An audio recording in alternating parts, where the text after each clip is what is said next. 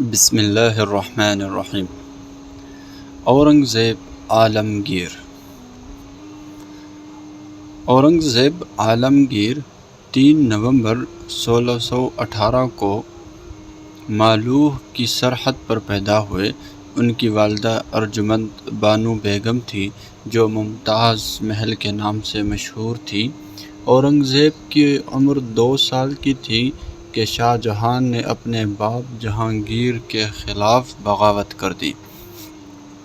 اورنگزیب عالمگیر پہلے بادشاہ ہیں جنہوں نے قرآن شریف حفظ کیا اور فارسی مضمون نویسی میں نام کمایا۔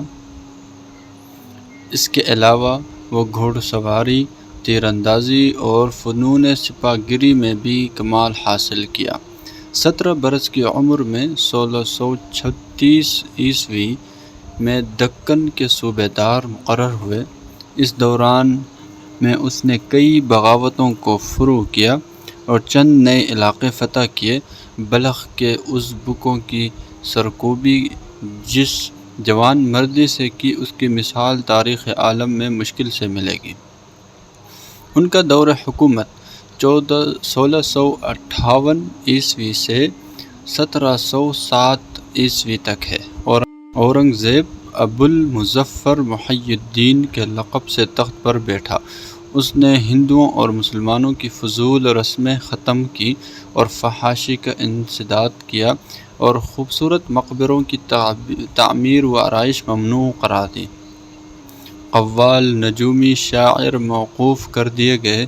شراب، افیون اور بھنگ بند کر دی۔ درشن جھرو کی رسم ختم کی اور بادشاہ کو سلام کرنے کا اسلامی طریقہ رائج کیا۔ سجدہ کرنا اور ہاتھ اٹھانا موقوف ہوا۔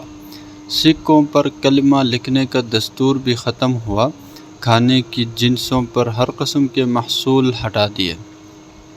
1665 عیسوی میں آسام، کوچ بہار اور چٹاگانگ فتح کیے اور پرتگیزی اور فرنگی بحری قزاقوں کا خاتمہ کیا۔ اورنگزیب عالمگیر احمد نگر میں بیمار ہوا اور 3 مارچ 1707 کو 90 برس کی عمر میں فوت ہوئے۔ وصیت کے مطابق اسے خلد آباد میں دفن کیا گیا۔ اورنگزیب بڑا متقی، پرہیزگار اور مدبر اعلیٰ درجے کا منتظم تھے۔ خزانے سے ذاتی خرچ کے لیے ایک پائی بھی نہ لی۔ قرآن مجید لکھ کر، ٹوپیاں سی کر گزارا کیا کرتا تھا۔ سلجھا ہوا ادیب۔ اس کے خطوط رقعات عالمگیر کے نام سے مرتب ہوئے۔ اس کے حکم پر نظام سلطنت چلانے کے لیے ایک مجموعہ فتاوی تصنیف کیا گیا جسے تاریخ میں فتاوی عالمگیری کے نام سے یاد کیا جاتا ہے۔ فتاوی عالمگیری فقہ حنفی میں ایک ممتاز مقام رکھتا ہے۔ 13 دسمبر 1634 عیسوی کو اورنگزیب نے 10,000 گھوڑ سوار فوج کی کمان کا شاہی منصب حاصل کیا۔ گجرات کی صوبہ داری 2 سال کرنے کے بعد اورنگزیب 21 جنوری 1647 عیسوی کو بلخ اور بدخشان کا صوبہ دار اور سپہ سالار مقرر کیا گیا۔ اس صوبے کا سلطان نذر محمد خان ایک نااہل اور کمزور حکمران تھا۔ اس حکمران کو زیر کرنے کے لیے شاہ جہاں نے فوجیں بھیجیں۔ جب کامیابی نہیں ملی تو اورنگزیب عالمگیر کو بھیجا گیا۔ کافی استقلال، مضبوطی اور نظم و ضبط کے ساتھ طاقتور دشمن کا اورنگزیب مقابلہ کرتا رہا۔ نماز کا وقت ہونے پر میدان جنگ میں ہی چادر بچھا کر جب وہ نماز پڑھنے لگا تو بخارا کی فوج یہ دیکھ کر دنگ رہ گئی۔ وہاں کا طاقتور حکمران عبدالعزیز چلا اٹھا، لڑائی بند کر دو، ایسے آدمی سے لڑنا اپنی ہی تباہی کو دعوت دینا ہے۔ بلخ کی اس چڑھائی کے بعد اورنگزیب 1648 عیسوی سے 1692 عیسوی تک ملتان اور سندھ کا صوبہ دار رہا۔ اپنی جغرافیائی حیثیت اور اقتصادی اہمیت کی وجہ سے مغربی سمت سے آنے والے راستہ کے باب خاص پر واقع ہونے اور جنوب سے کابل کو جانے والی راہ کو روکنے والا قندھار ہندوستان اور فارس کے حکمرانوں کے درمیان کشمکش کا ایک خاص سبب بن گیا تھا۔ اس پر قابض ہونے کے لیے پہلا محاصرہ 14 مئی 1649 کو اورنگزیب اور وزیر سعد اللہ خان کی کمان میں 50,000 فوجیوں نے کیا، لیکن کامیابی نہیں ملی۔ دوسرا محاصرہ 2 مئی 1652 عیسوی کو اورنگزیب اور سعد اللہ خان کی کمان میں پھر کیا گیا، لیکن دوبارہ ناکامی ہوئی۔ شاہ جہان نے اورنگزیب کو بہت ڈانٹا اور نااہلی کی۔ اس الزام تراشی کا نتیجہ بادشاہ کو اگلے ہی سال مل گیا، جب پہلے سے بھی زیادہ دولت خرچ کرکے اور کافی تیاری کے باوجود قندھار کے حملہ میں بری طرح ہار کھا کر دار شکوہ کو واپس ہونا پڑا۔ قندھار سے اورنگزیب کابل لوٹا اور 1652 عیسوی میں دکن کا صوبہ دار مقرر ہوا۔ اس سے پہلے جب 1644 میں اس نے دکن کی صوبہ داری چھوڑی تھی، تب سے وہاں امور سلطنت میں اصلاح اور ترقی نہیں ہو سکی تھی۔ 6 ستمبر 1657 عیسوی کو شاہ جہان دہلی میں بیمار پڑا اور 26 اکتوبر کو اسے آگرہ لایا گیا۔ اپنے باپ کے نام پر دارا نظام حکومت چلاتا رہا۔ اس دوران اورنگزیب کے معتمد ساتھی میر جملہ کو اس نے وزیر کے عہدے سے ہٹایا۔ دارا کے اس رویے سے اورنگزیب کے علاوہ باقی دونوں بھائیوں کو بھی گدی کے سلسلے میں فکر ہونے لگی۔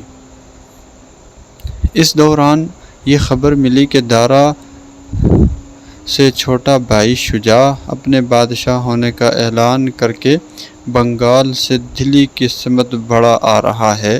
شاہ جہان کی اجازت سے 22,000 فوجی شجاع کو شکست کے لیے بھیجے گئے۔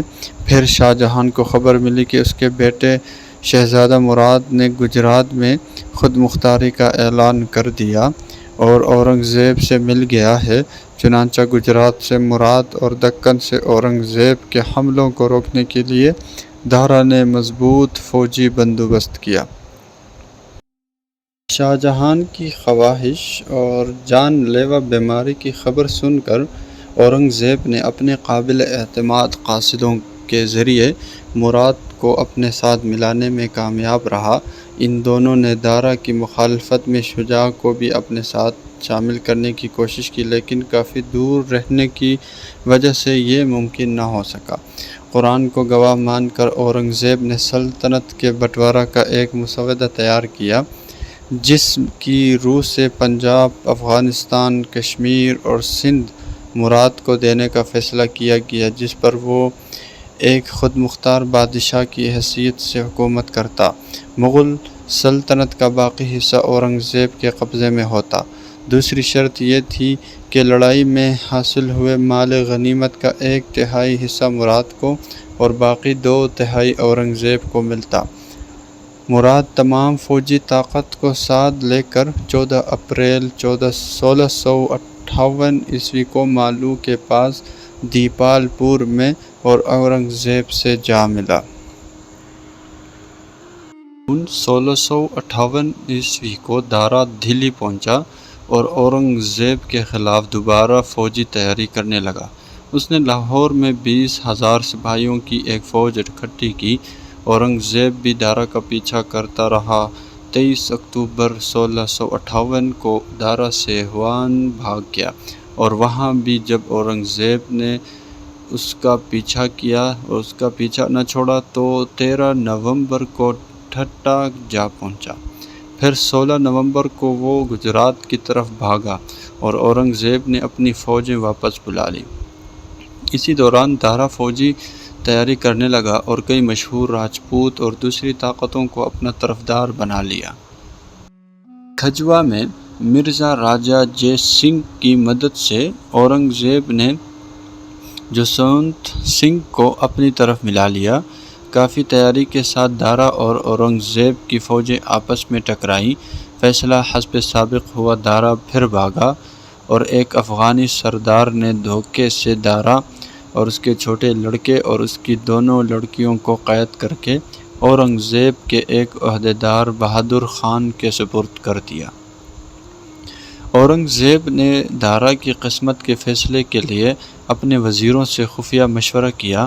برنیر کے سرپرست دانشمند خان نے اس کی جان کی حفاظت کی سفارش کی، لیکن شائستہ خان، بہادر خان اور حرم میں بیٹھی چھوٹی بہن روشن آرا نے سلطنت کی بھلائی کی خاطر دارا کے قتل کی حمایت کی۔ علماء اسلام نے بھی دارا کے قتل کی تائید کی۔ مندرجہ بالا تمام مسائل اور مشکل حالات سے مقابلہ کرنے اور کامیابی حاصل کرنے کے بعد اورنگزیب کو گدی ملی۔ اس کی حکمرانی کی مدت 50 سال اور صوبیداری کے عہد حکومت کو جوڑ دیا جائے تو 60 سال ہوتی ہے۔